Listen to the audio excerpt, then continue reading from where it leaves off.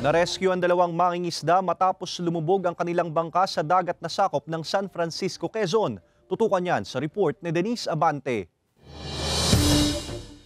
Nailigtas ng isang foreign cargo vessel ang dalawang mangingisda matapos lumubog ang kanilang sinasakyang bangka sa bahagi ng San Francisco, Quezon noong Huwebes. Sa investigasyon ng PCG Romblon, posible umanong hinampas ng malalakas na alon ang bangka ng mga mangingisda kaya ito tumaob at lumubog sa karagatang sakop ng nasabing bayan.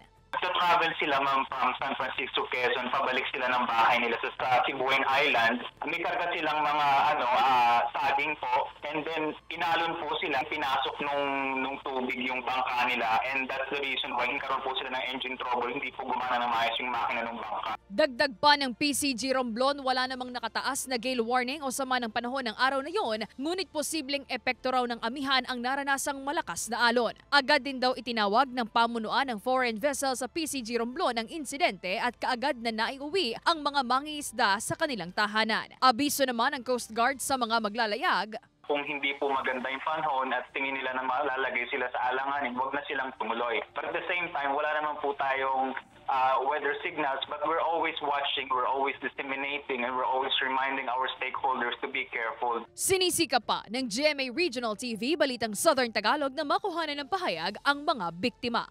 Denise Abante, Balitang Southern Tagalog.